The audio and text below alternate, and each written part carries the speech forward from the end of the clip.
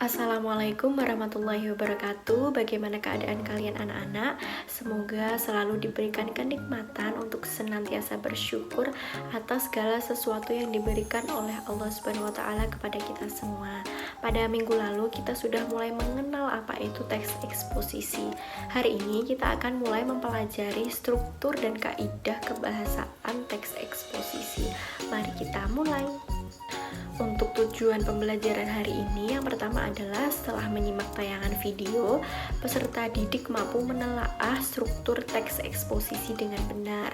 Yang kedua, setelah menyimak tayangan video, peserta didik mampu menelaah kebahasaan teks eksposisi dengan benar. Teks eksposisi itu terdiri dari 3 struktur. Yang pertama adalah tesis atau pernyataan pendapat, yang kedua adalah argumentasi, dan yang ketiga adalah penegasan ulang.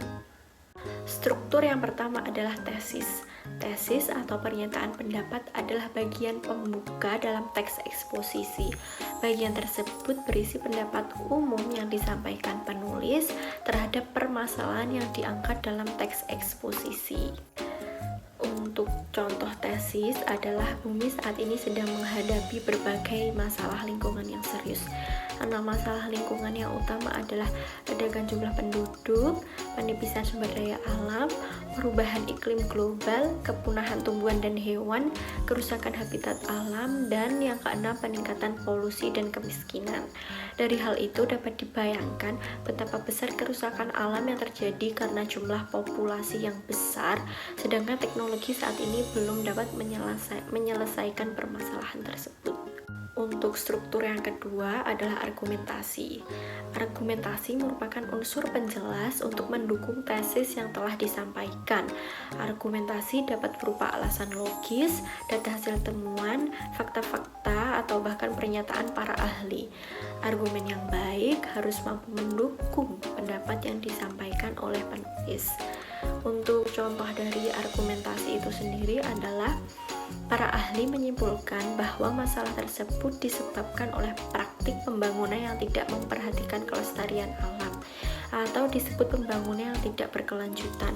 Seharusnya konsep pembangunan adalah memenuhi kebutuhan manusia saat ini dengan mempertimbangkan kebutuhan generasi mendatang dan memenuhi kebutuhannya. Untuk struktur yang ketiga adalah penegasan pendapat. Penegasan pendapat adalah bagian akhir teks eksposisi yang bertujuan untuk menegaskan pendapat awal serta menambah rekomendasi atau saran terhadap permasalahan yang diangkat. Untuk contoh dari penegasan pendapat adalah masalah lingkungan di atas merupakan masalah serius yang harus segera diatasi. Meskipun tidak mungkin mengatasi keenam masalah, harus dicari solusi untuk mencegah bertambah buruknya kondisi bumi. Selanjutnya adalah kaidah kebahasaan teks eksposisi. Kaidah kebahasannya itu ada 4. Yang pertama menggunakan istilah yang sedang dibahas, yang kedua kata sifat, yang ketiga afiksasi atau pengimbuhan, dan yang keempat adalah kalimat verbal. Untuk kaidah kebahasaan yang pertama adalah menggunakan istilah yang sedang dibahas. Di sini judulnya adalah pembangunan dan bencana lingkungan. Maka istilah-istilah yang memungkinkan atau terdapat dalam teks tersebut adalah yang pertama polusi yang memiliki makna pencemaran, yang kedua adalah habitat yang memiliki makna tempat tinggal atau tempat hidup. Untuk yang kedua adalah kata sifat. Contoh dari kata sifat itu sendiri adalah besar, punah, banyak, tinggi, dan buruk. Untuk yang ketiga adalah afiksasi atau pengimbuhan.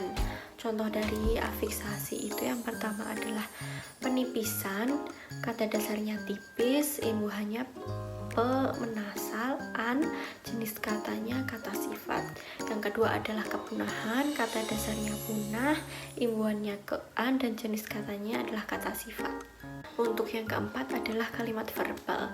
Contohnya, kenyataan ini sangat jelas menggambarkan kehancuran alam yang terjadi saat ini yang diikuti bencana manusia.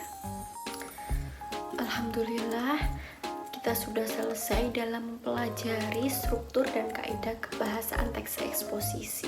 Semoga dapat bermanfaat. Apabila ada kurang lebihnya mohon maaf. Wabillahi taufiq wal hidayah, waridho wal inayah. Wassalamualaikum warahmatullahi wabarakatuh.